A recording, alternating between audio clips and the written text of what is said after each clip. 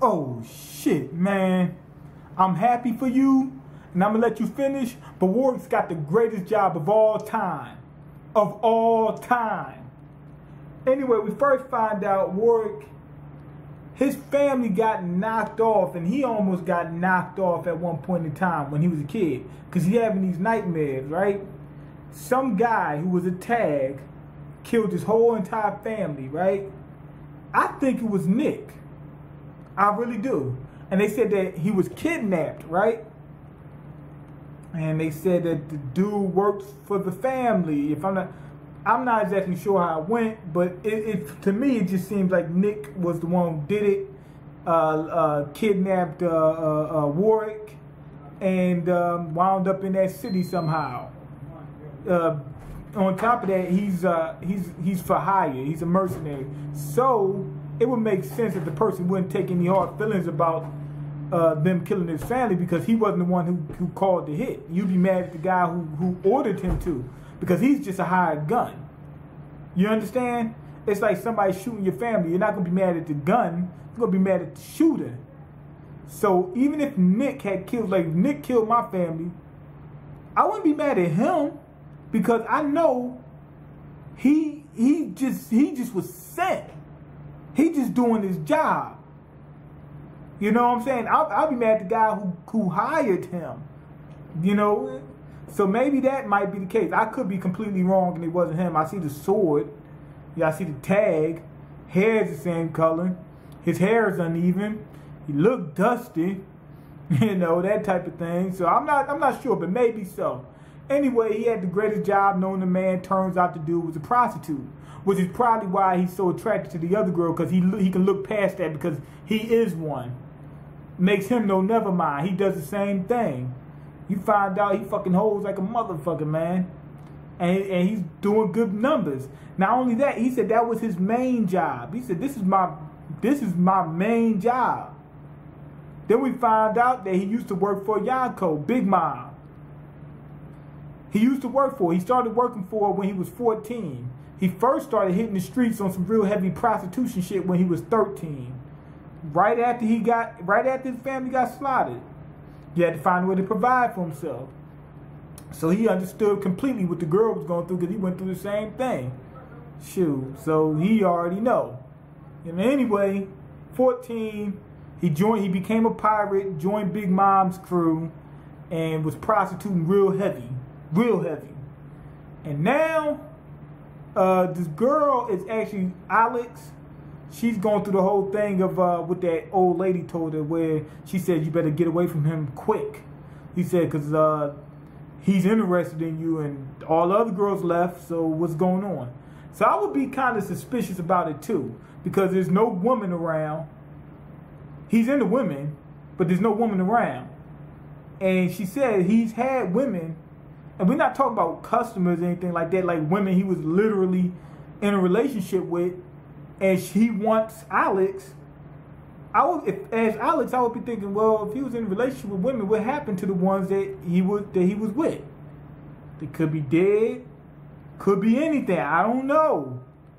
She said, you better get out while you still have the chance.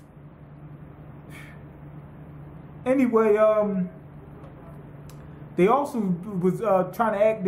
Alex was also asking questions. It looked like this episode was really about Alex trying to figure out what's going on with these two guys. She was asking questions about why they were always taking back streets and they would never take just main streets, even though it's faster. I think they can't be out in public with a tag. That's what I think it is. That's what they kept saying. They said with that tag, they said without the tag you can walk in public. I guess the tags, you can't see them in public. They probably cause a big scene.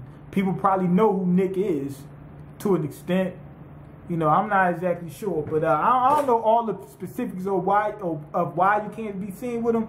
But having a tag around, you can't see him. I mean, you can't be seen with him. Also, the tags had some type of modification. Why do I say that? Because they need drugs to stay alive or something like that. If I'm not mistaken, the girls, they said some girl could barely move or something like that. I'm guessing she might have been a tag. Who knows? I know, what's the name? Nick. At the end of the episode, he's holding his hand. He's just sitting there. He's hurt. And remember, he had to take those pills. I'm guessing the reason why they so super strong and whatnot is because they were drugged up some kind of way. And now they gotta take it. It's probably something like Limitless, where you start using that pill, you can't stop. Otherwise you die. That might be what it is. So yeah, this episode was interesting. I think it was more so Alex trying to get information on Nick and Warwick. Seeing the dude being a prostitute for a change, good on their part.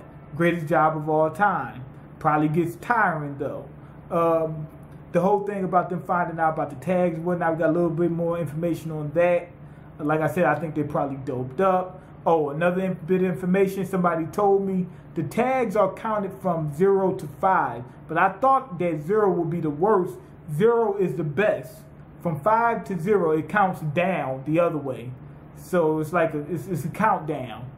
Whoever's 0 is the best. So 2 means he was almost an A rank. The dude that was a B2, he was getting close to A. After 3 ranks, he'd have been 1, 0, then A.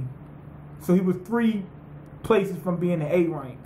But that means he wasn't even close to being to Nick, because he was 5, he was 8 places away. And I don't know if they have an S rank either, but oh well, who cares? But anyway, yeah, good episode. We were just finding out information about these two guys. Warwick's a damn gigolo, fucking hoes, all that kind of stuff. He's doing a good job. And he's been doing this since he was 13. And Nick is a junkie, if I'm not mistaken. Also, they said that he can't be a gigolo. That's not. It seemed like they were saying it was some type of moral thing with him. He does not want to be a gigolo because the girl offered, asked for his services, and he says, oh, he's not a gigolo, but the dude's a John.